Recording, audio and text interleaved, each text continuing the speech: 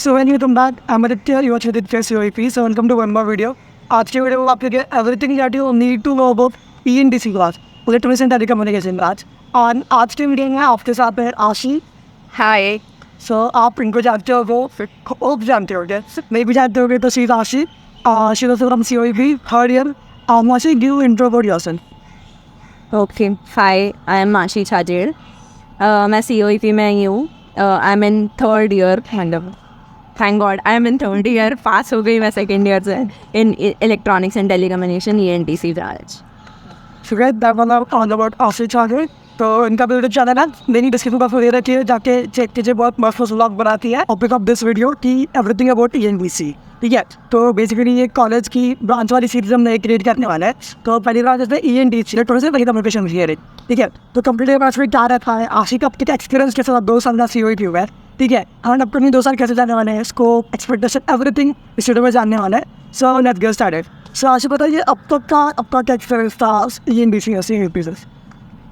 Okay, तो अभी COEP की स्पेसिफिकली बात करें हमारे बैच की, तो फर्स्ट ईयर में सारे ब्रांचेस E ग्रुप और M ग्रुप दोनों के सिलेबस सिमिलर थे. 1-2 सब्जेक्ट्स ऊपर नीचे थे, बट फर्स्ट ईयर ओवरऑल सारे ब्रांचेस का सिमिलर ही था. तो फर्स्ट ईयर में तो 12th 11th का ही जो सिलेबस पढ़ते हैं वही रिवाइज करते हैं, जैसे मॉडर्न फिजिक्स हो गया और इलास्टिसिटी वगैरह जो भी रहता है वो बेसिक्स तो नहीं, 11th 12th का ही फर्स्ट ईयर में होता है. मतलब अभी शायद पेपर पैटर्न अभी जो सिलेबस चेंज हुआ है COEP का, वो उसके हिसाब से नहीं, बट हमारे बैच में जो पढ़ाया था वो तो 11th 12th का ही था.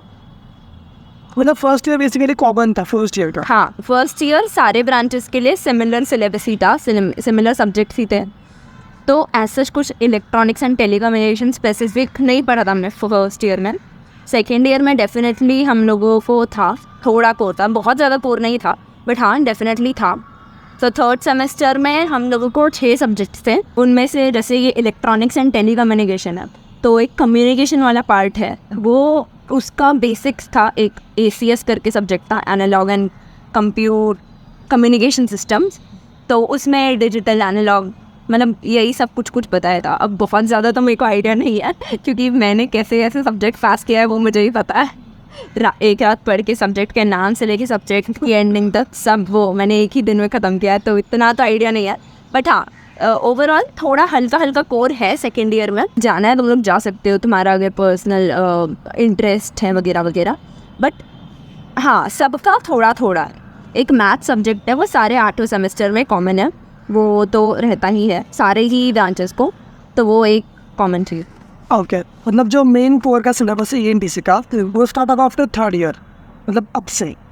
हाँ, काइंड ऑफ. ओके, मतलब सेकेंड ईयर में भी था बट इतना नहीं था. ओके, मतलब कॉमन था, बायोलॉजी वगैरह भी पढ़ा हमने सेकेंड ईयर में. हाँ, जैसे बायोलॉजी करके एक सब्जेक्ट था फोर्थ सेमेस्टर में, वो पता नहीं हम था हमें क्या रिलेशन है, वो इतना मैथ्स इतना हम लोग नहीं जोड़ पाए कनेक्शंस की, बायो का क्या क्यों है. बट हाँ, मतलब थोड़ा था. जाना तो अपन हम लोग डेप्थ में भी जा सकते थे, बट मतलब पर्सनल इंटरेस्ट पे है. ओके, तो आज कमेंट कर नेक्स्ट क्वेश्चन कि मान लो एक नया बच्चा है जिसको कुछ पता नहीं कि ENTC क्या रहता है, फिर तुम कैसे इलाबरेट करिए भाई ये ENTC रहता है.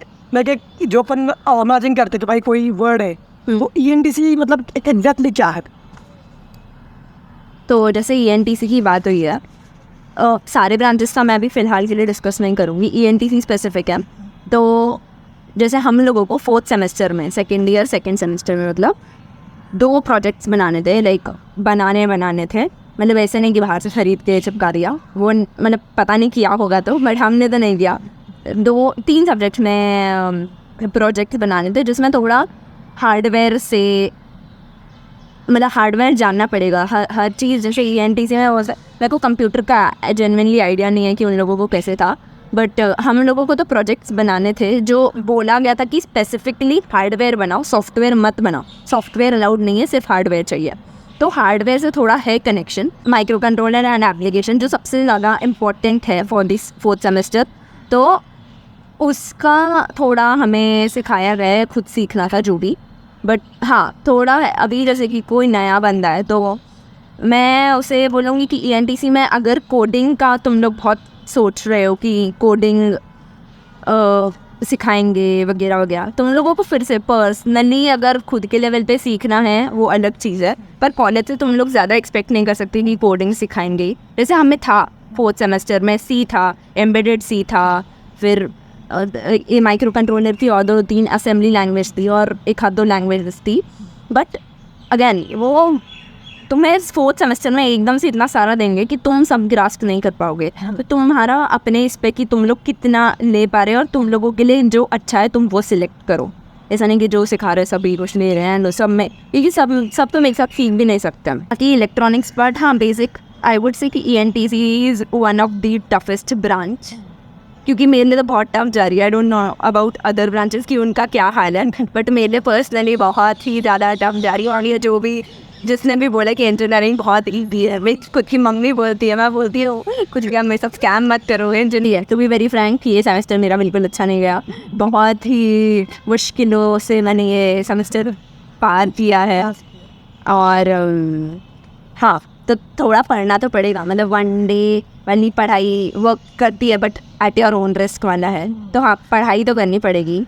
और हाँ टफ ब्रांच तो है डेफिनेटली, मतलब बाकी ब्रांचेस से मेरे को ऑब्वियसली बाकी ब्रांचेस का आइडिया नहीं है, बट व्हाट आई फील कि जो भी बोलता है इंजीनियरिंग बहुत आसान है, कुछ नहीं है, एक रात पहले पढ़ के हाँ होते हैं पास, बट वो एक रात वो एक रात ऐसा नाइटमेयर रहती है जगते हुए, वो एक्चुअली एक रात रहती है। हाँ। एंड टॉकिंग अबाउट ENTC में कहते हैं कि लाइक IT ब्रांच तो है, ठीक है, तो इसमें कोडिंग कितना है, हार्डवेयर कितना है according to you? First year में तो वापस सारे ब्रांचेस का सेम था। हाँ, तो कुछ स्पेसिफिक नहीं था ENTC बेस्ड। और सेकेंड ईयर में 4th सेम, मैम मेरे को 3rd सेम का इतना याद नहीं क्या क्या पढ़ा था हमने, मैम भूल चुकी हो, बट हाँ 4th सेम में हमें जैसे बताया मैंने C था, CPP था, एम्बेडेड C था, असेंबली लैंग्वेज था और पिक था। E वाला जो लैंग्वेज था उस पर एक प्रॉपर 2 क्रेडिट का सब्जेक्ट बना हुआ था।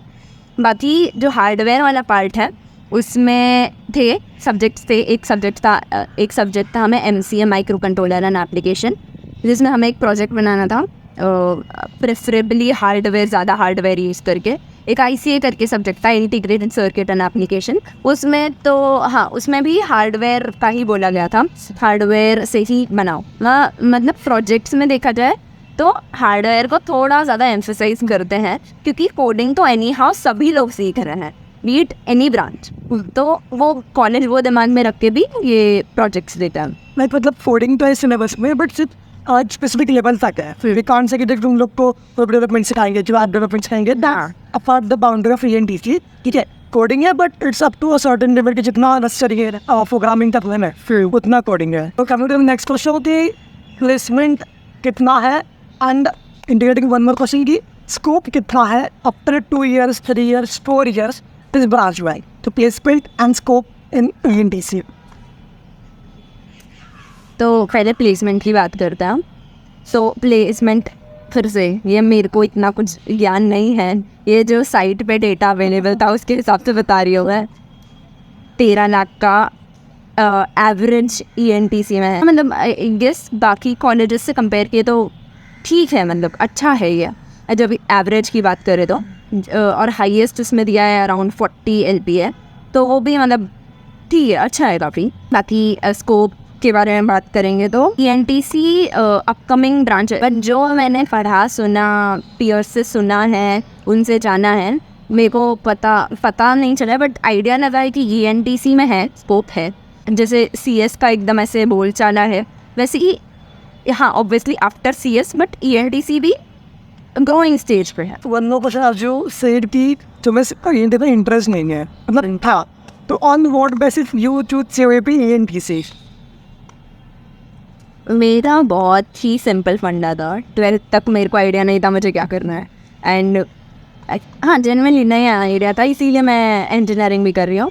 तो 12th तक मैं बहुत ही ब्लैंक थी, इसी क्या करना है, फिर घर वालों ने बोला कि ओके इंजीनियरिंग ठीक है करेंगे। एंड 12th में अब मैं एक चीज़ पे स्पेसिफिक थी कि मेरे को पुणे में रहना है और मेरे को COAP चाहिए, कोई भी ब्रांच मिल जाए मेरे को COAP चाहिए, तो मेरा प्रेफरेंस लिस्ट भी यही था, COAP CS और COAP ENTC। फिर आगे COEP की आगे की ब्रांचेस। तो वो मेरा स्टार्टिंग से ही क्लियर था कि मेरे को COEP चाहिए, बी इट एनी ब्रांच। मैं मेरा कॉलेज ओवर ब्रांच था।